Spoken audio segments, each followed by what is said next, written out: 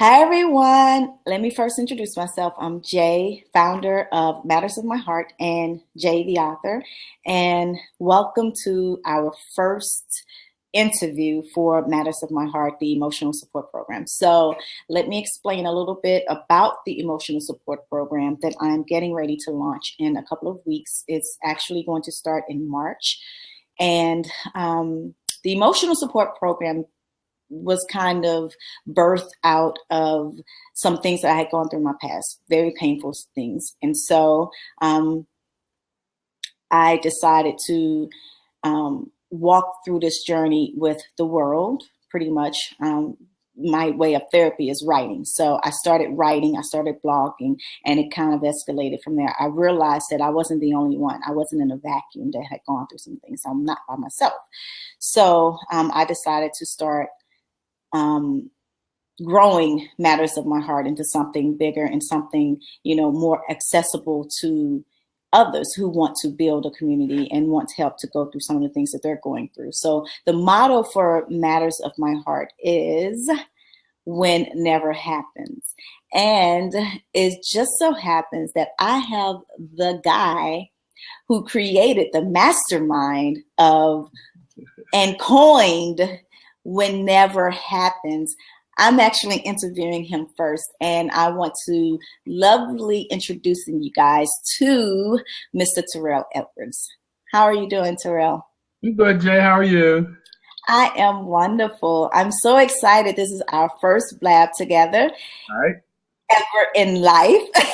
Like, look, this is our very first blab ever, but it's also our very first blab together. So I'm really excited that you accepted my invitation to blab and talk about something that really is kind of taboo, and that people don't really talk about their nevers. Right.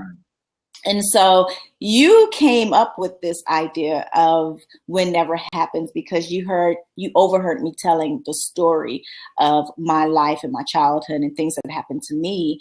And I never thought that I would be in this place today, but I'm here. And so now what do I do when the nevers happen? And nevers happen to me, in so many different ways. And so what I wanted to do is build a platform for others to share their nevers, but also when you start talking about that experience, some things come up. And so how do you deal with those feelings? How do you deal with that and continue life? Because life doesn't stop because you're hurting.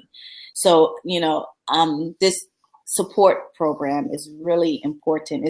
It's something that I have it's matters of the heart. It's my heart. And so I've decided to make this platform available and accessible to others too. So thank you so much in helping me kind of shape Matters of My Heart, if you will, shape heart. You like that? I'm so Yeah, good. absolutely. I It's, got a little I jokey just, joke. so, like I said, I'm really happy to help out. And like you said, you're not alone. You know what I mean? And Mhm. so, a lot of people may feel like they are in a vacuum. Right. When things happen, and it's basically something that it's something that came to me Mhm. through my own trials and tribulations, going all the way back to my childhood, you know what I mean? Yeah. And it was once I got older and had, walked a few, hard miles of life, Right. some of Right. the life miles, you know what I mean? Where it came to me that, the old folks always say never. I mean, it's cliche, but, people say Right. never say never. But the Mhm. reality is, at some point in your life, everyone has said, "Oh, that'll never happen." Yes. It could have been something small and trivial, Mhm. or it could be something massive and life changing. But Yeah. at some point in everyone's life, they've thought in their head, or they've uttered the words, or they said in a declaration, "Oh, Right. that never happened to Yes. me." You know what I mean? Mhm. Mhm. And Yes. so, and what happened with me was it was like, okay, well, what do you do? Yeah. You When know, it does. when never actually happens. Yeah. How do you deal with the aftermath of never happening? Yes. You Yes. know, and That's so good. Mhm. and I I, went out, and that was the mindset that I was in. It was like, okay, so never has actually happened, I had no plans Right. or precautionary measures. And how do I handle that? Right. And then overhearing your conversation, it brought that back to me that that is what a lot of people are dealing with is, what do I do? How do I handle the aftermath of when it actually happens to me? And that's where they get stuck, because they're in that aftermath. They don't realize that they're in that aftermath. They said, and it's funny that you said they said never say never. I was watching a reality show the other day, and this one of the stars, she said, "Oh, I'm never getting a divorce." And I laughed because I was like, "Oh, that's so cute." Right, but it's not something that you can control. Exactly. I never thought I would be divorced, and I married a minister.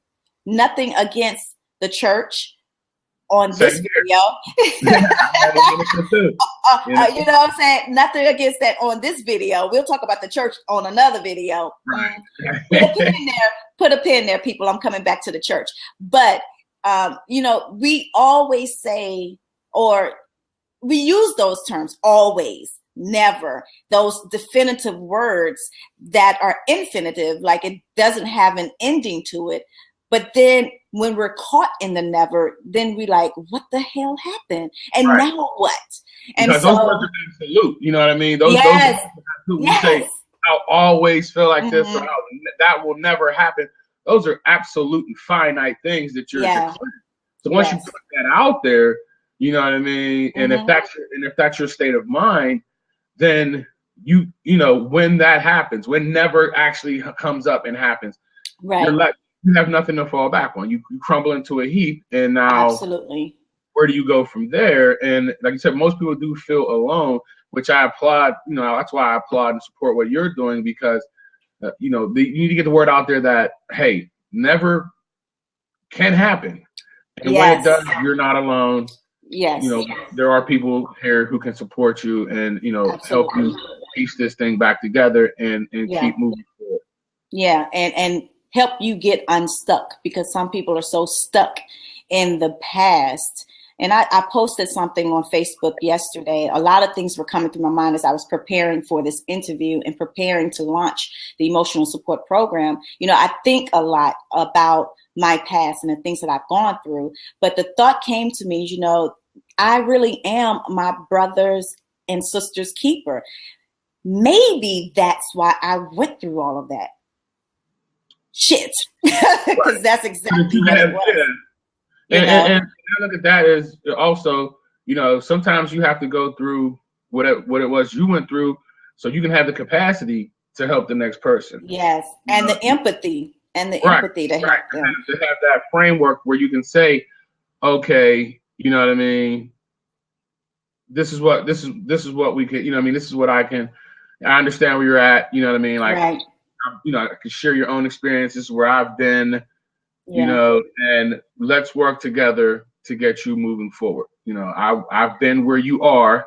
Yes. And, if I can help you avoid one pothole in the room to come, then I feel like maybe I was some type of help to you, some type of success, So that's what I said, that's why I reached out to you, like, look, you're not alone, things happen in life that you could never, ever imagine, you know what I mean?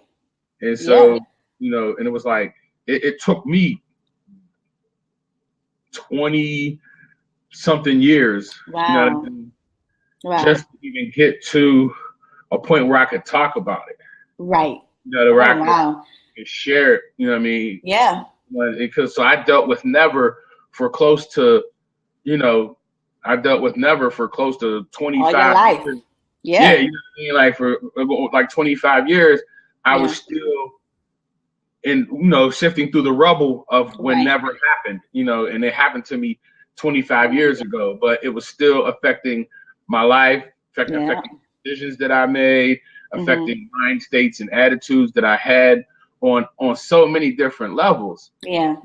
Because I was a child like you. I went through some things as a child, you know what I mean? And, you're not equipped for that. You know what I mean? Like I wasn't equipped for, the things that happened.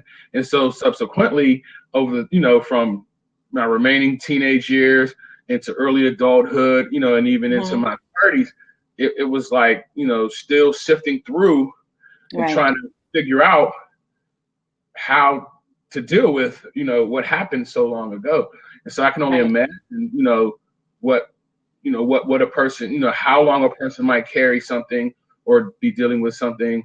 And, just the fact to know that they're not alone is a giant first step. So if you can, so that's why I say, if you could even reach people, let them know you're not alone. You know what I mean? Like, there are others who have been where you are and have made it through. Yes. So sometimes just knowing that someone's come out the other side, they're still standing, and they may even be better than they were before, can be, very inspirational and very hopeful to someone. Yeah.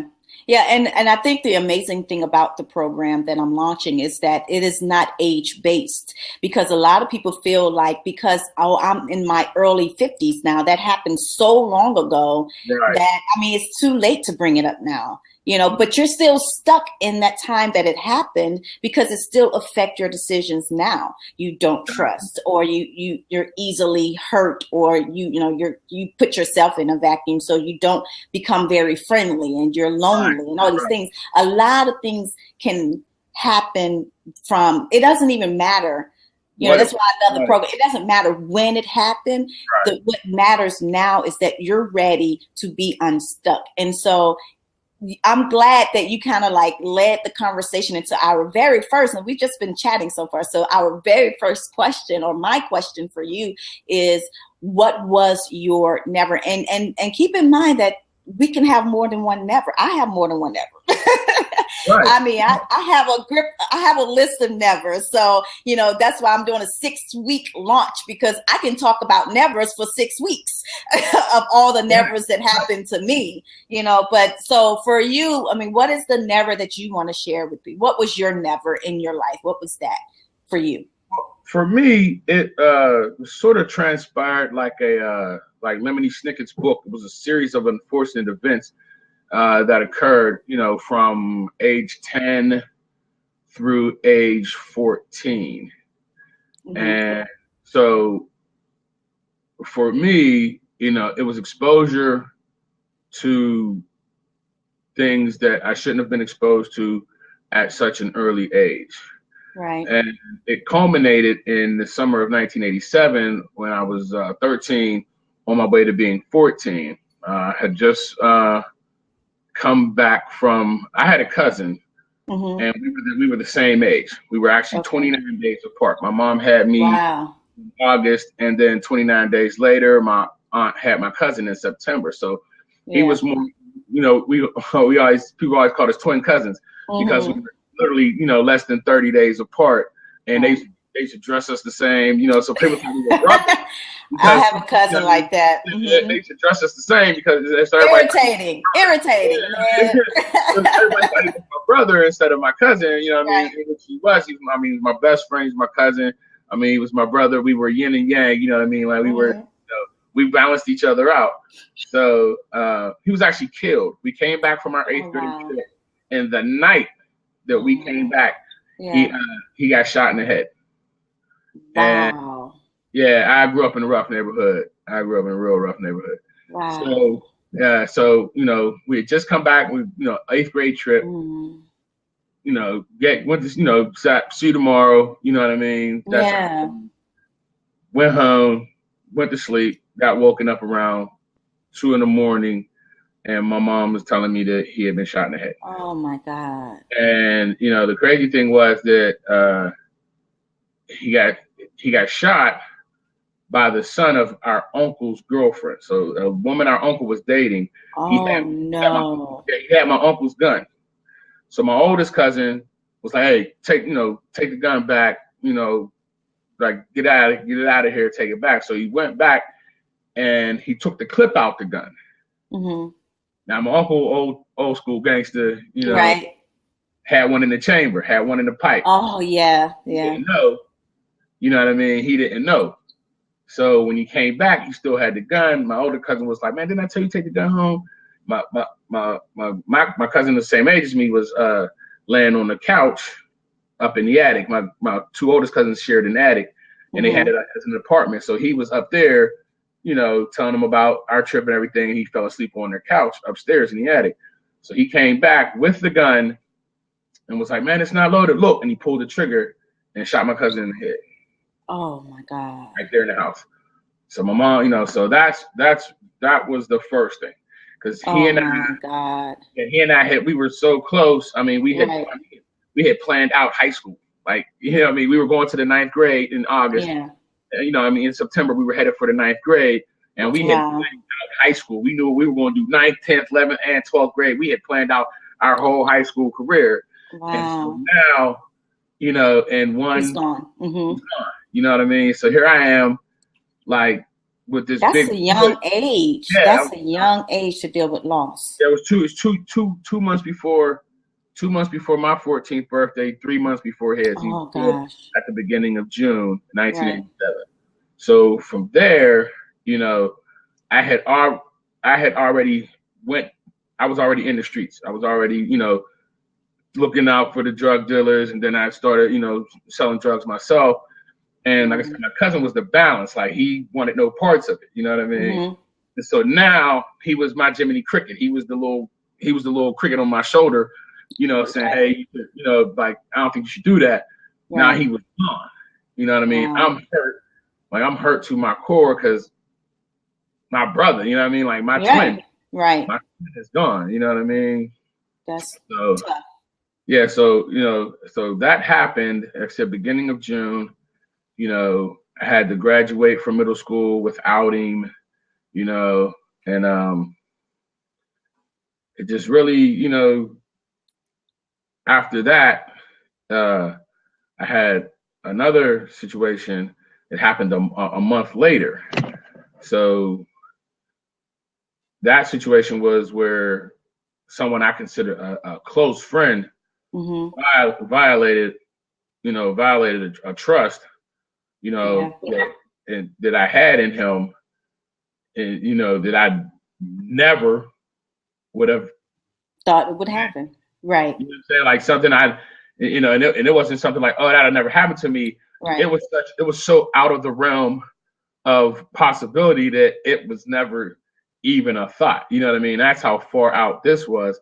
Right. That it was never even a thought, you know? And so that happened just, you know, 1 month later in July.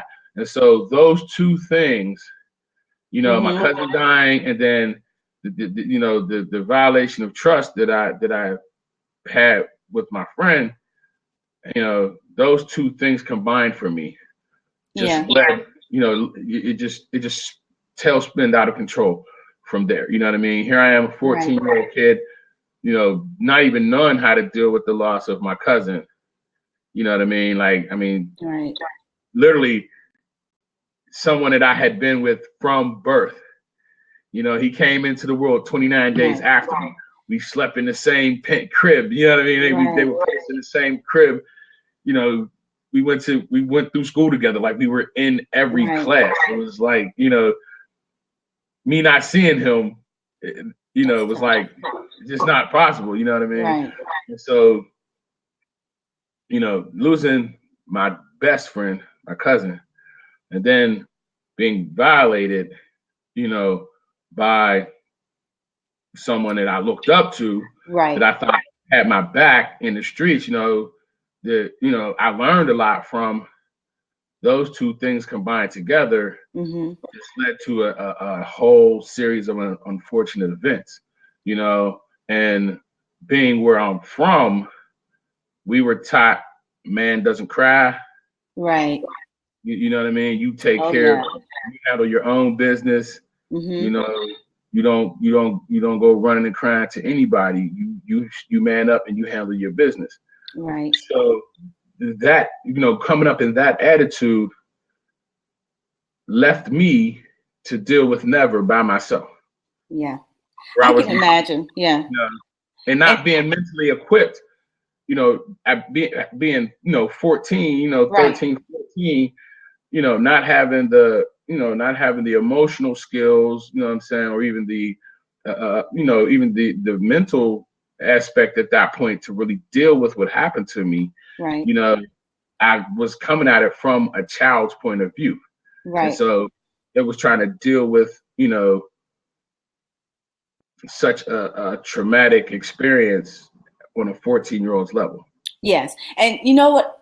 I'm glad you said that. You're saying some very powerful things here. And one of the biggest thing that stuck out to me as you were explaining your two nevers at this particular point is that the one common denominator for you was that your trust, you had trust in these two people, and that trust was violated twice. Right. One was taken from you. Right.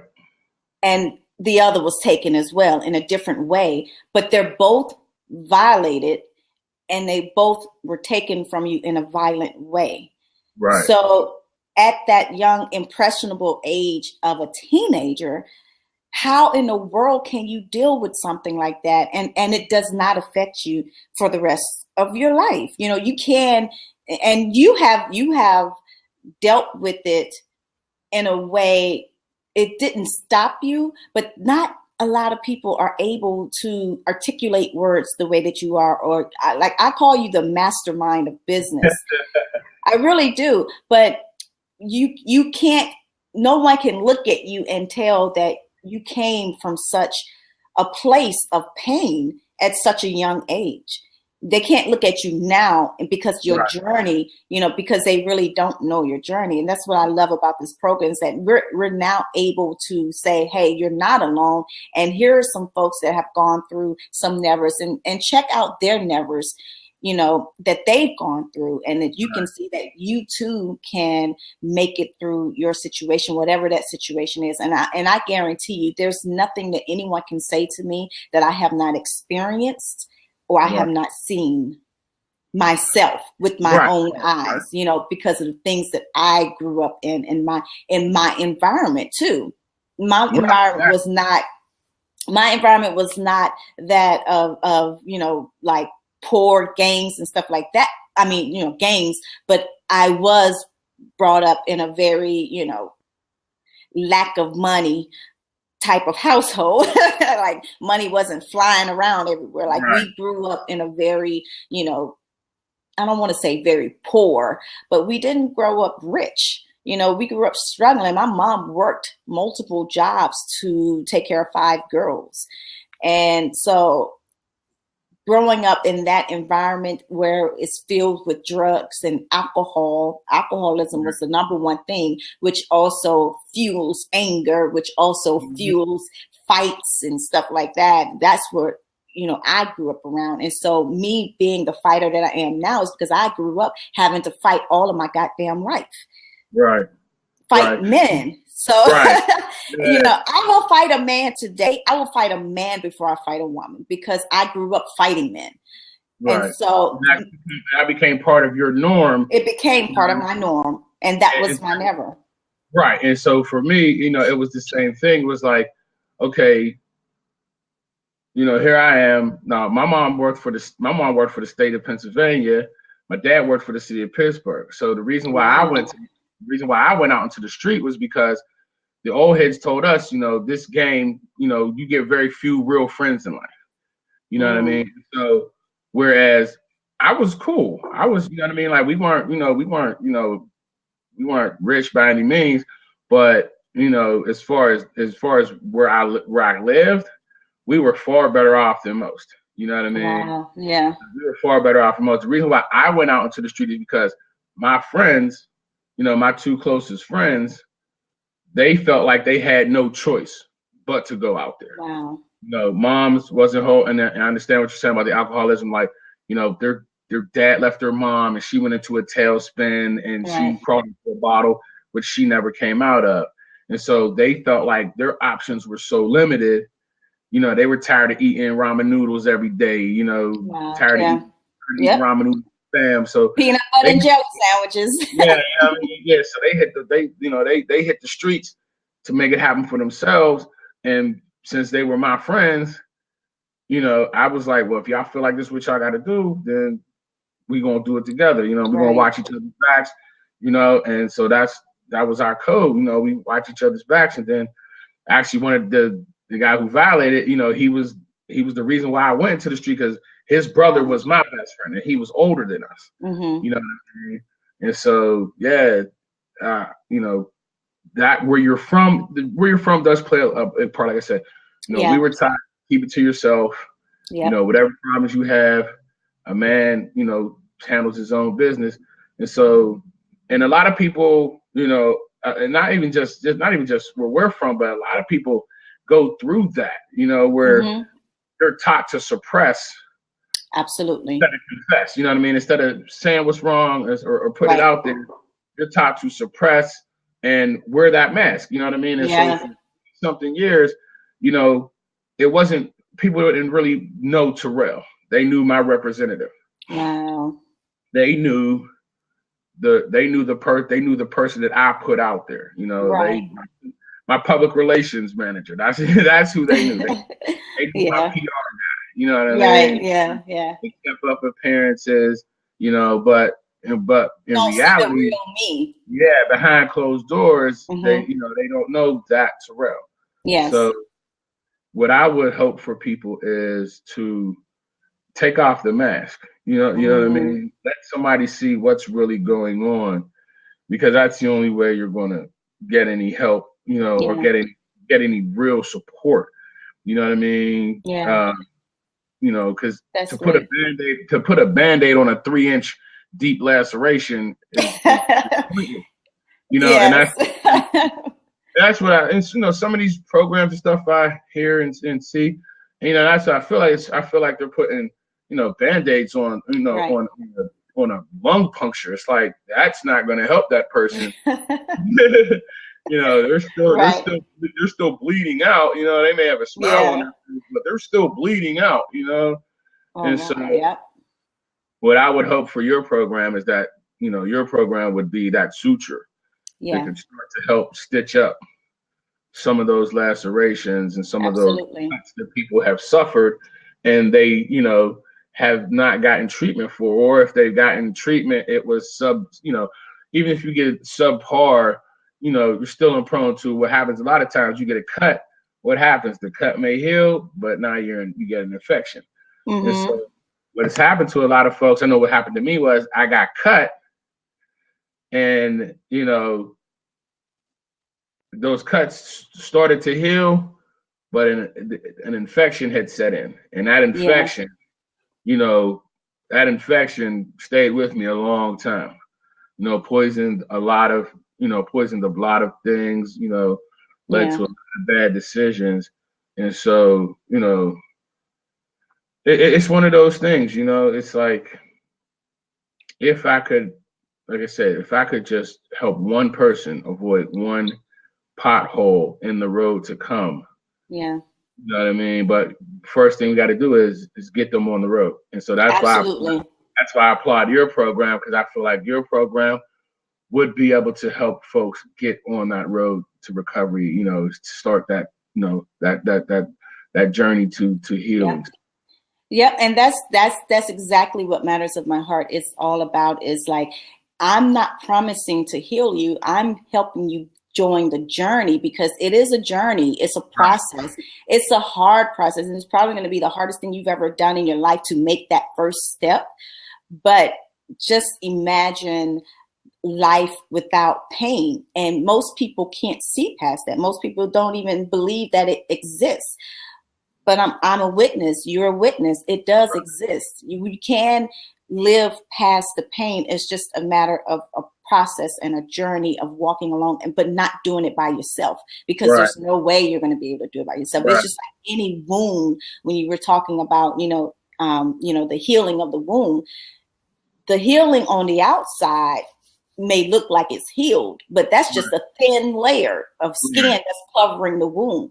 So anything can happen that can bust that thin layer of skin back open, and now you're back open with that cut again. So they get that, you know, you get that scar tissue, and you think you're healed, and then you know, next thing that happens, it tears right back open. You know what I mean?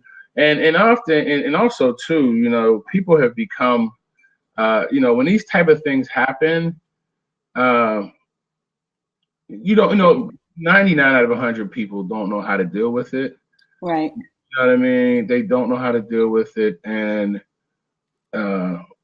if it lingers, you know, there's different levels of it. You know, you may have something one time thing, but you know, if you're in a situation that lingers on for any significant amount of time, you know what I mean, you get to a point where the sickness becomes the norm. You know what I mean? Yes. The sickness becomes the norm. You know, so the abnormal, you know, the abnormal now becomes your normal because that's the only thing you know, and that's what you're functioning in.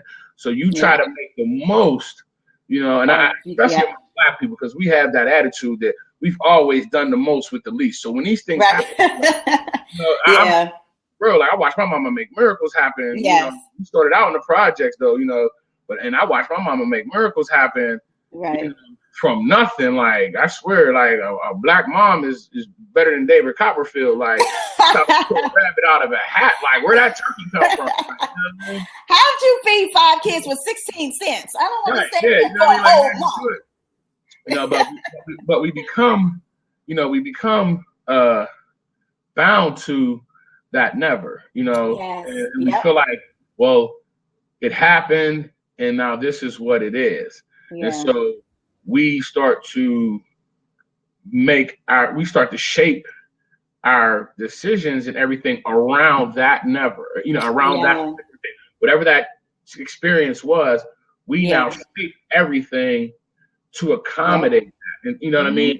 And you know, and it's really like trying to fit a square peg into a round hole, you know, but we do everything we can to try to get it to fit, you know what I mean? And so, you know, we'll pound and pound and pound until we get it in there, but it's still uncomfortable. It's not, you know, you may have driven it in there, but that's not how it goes. Right. And until we can get that person to see, you know, to just open their eyes to, hey, this doesn't fit. You know what I mean? Like, I don't have to carry this with me because it's really not me. It's something that I've assimilated into me, but it's really not of me.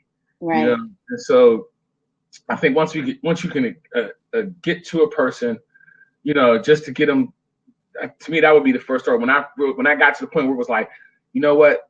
Like, this isn't me. You know what I mean? Like, this was something that happened to me. And then I just tried to assimilate it into my life as best I could. Right. Yep. And so you were left to deal with the remnants of that never at such a young age. And so you did the best that you could with what you had, what you were given.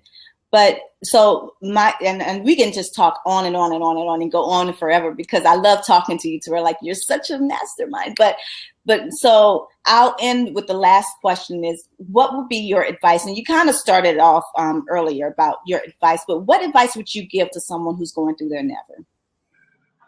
The first piece of advice that I would give is to really confront it. Say, okay, wow, this has happened. Yeah. You know, like, man, I never thought it would, but it has happened. And what do I, you know, like I said, you have to face it head on. And the first thing that would be, you know, confront it, and, you know, admit it, own it. You know what I mean?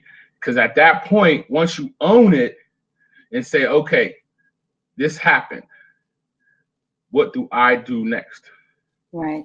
You know, what do I do next? You know, and the first thing is find someone you can trust. Yes. Find someone that support. Right. Find someone that you can trust. Yeah.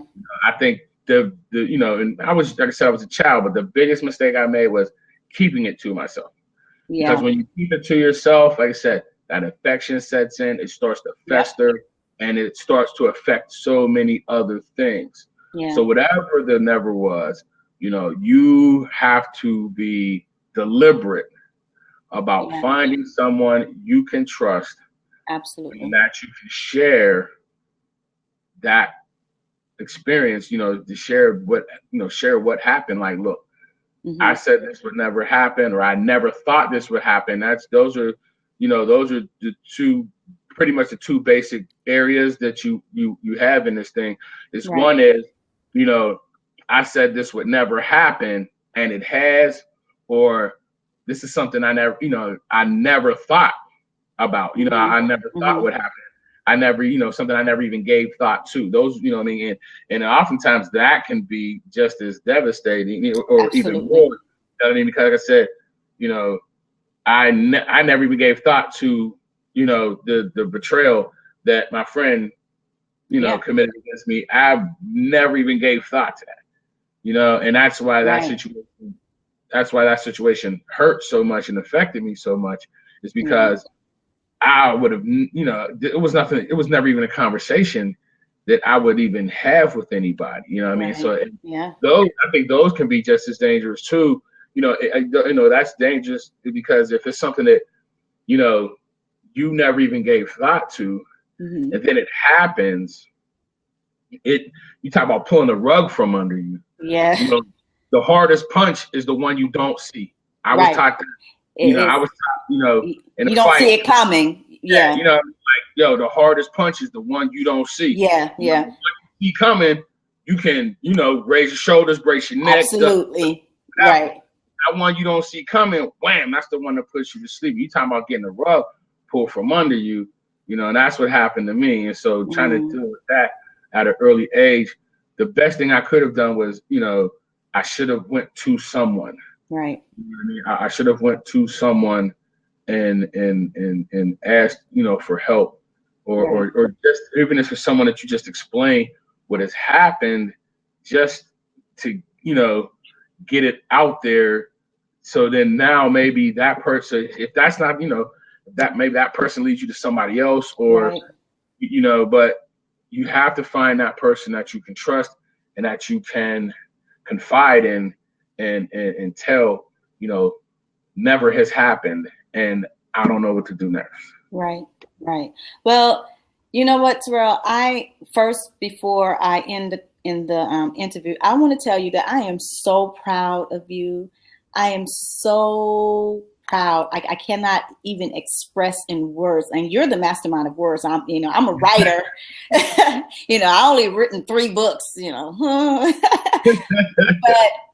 but you're such an inspiration to me, and I am so blessed to have met you in such a short time that we've known each other. But I am so proud of you for, one, speaking up and speaking out that, hey, this happened to me.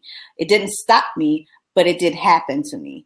Right. So I'm proud that you accepted this interview, and then you were so transparent in the interview and sharing your never, and also giving advice to others and help them go through their never. So thank you so much for your transparency. Thank you for keeping it 100.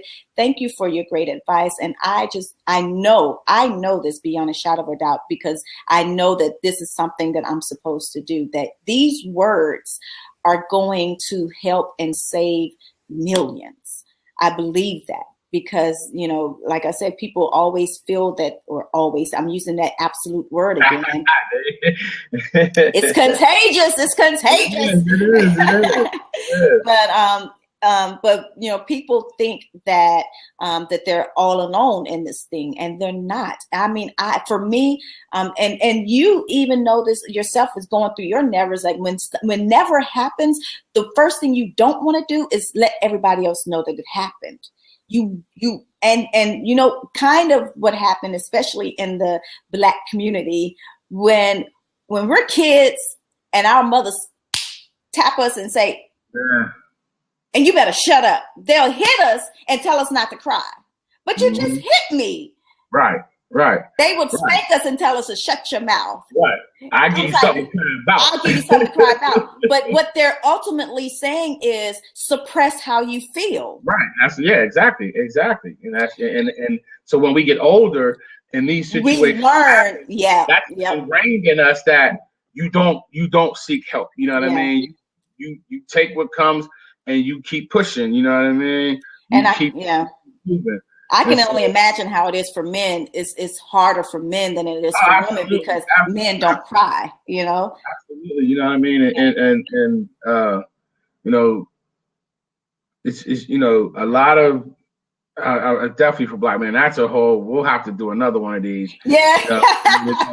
You know, this was just you know, this was just a, you know, welcome to Blab. Right. our first. We got two already. We got two already. We got the church and we got Black men. Yeah. So that one right there. That one might be a 6-weeker just right there. The Black men. Right there. Absolutely. When we dive into that, that's deep water. So I gotta go buy a scuba tank for that one. It's gonna be a minute. It's gonna be a minute. That was gonna be a while. So. Oh well, thank you so much. I had a great time for our first Blab. How do you feel about it? I feel great. Like I said, I'm really supportive of the matters of my heart. Thank you so much. I think it's real. I think it's really critical, especially in this day and age. I mean, everything with the social media effects. You know, just the state of the world we live in. I can tell you right now, probably since we've been doing this interview, probably 10,000 nevers have happened. You know, just the world we live in these days. You know. So, you know, like I said, I'm really supportive and excited for your program. Thank you so much. Yeah, that's why I'm here doing the interview. That's why, you know, any advice I can give, you know, I'm you know, from my heart, you know, I'm really excited about what you're doing. You know, I'm trying to help in any way I can. And so, you know, like I said, this is just the first of many. I look forward to. Yes. I look forward to our next interview, different topics. So might make this a weekly thing. It may be a podcast. Don't play with me. Yes, I mean, it's so important that we talk about these things that are hard to talk about. And so I am tired of being silent. I've been silent for years, all of my life. And so now I found my voice, and I'm not afraid to say I was sexually abused. I was once married. Now I'm divorced. I have a child, a daughter that we have a very sensitive, difficult, challenging relationship. It's not lovey-dovey. You know, we're at odds right now. She tried to kill me. And so she's angry, and my daughter is angry. So I have things that I'm going through, but that's not going to stop me from reaching anybody else. Because you have nevers that you're still dealing with. I'm in a never right now. I'm in a never right now, but I'm grateful to have a platform to talk about those things, because that's what we need to do. We need to bring awareness to these things that are done in the dark, and then how do we deal with that now? So thank you so much for our first Blab. I can't wait to post it. It's going on all social media platforms, and we're launching this thing on the 19th. So I will definitely hook up with you after the call. Absolutely. Thank you, Mr. Edwards. I appreciate you. I love you. My pleasure. Steph, I said hi. All right. And I'll talk to you later. All right. Bye-bye. Bye.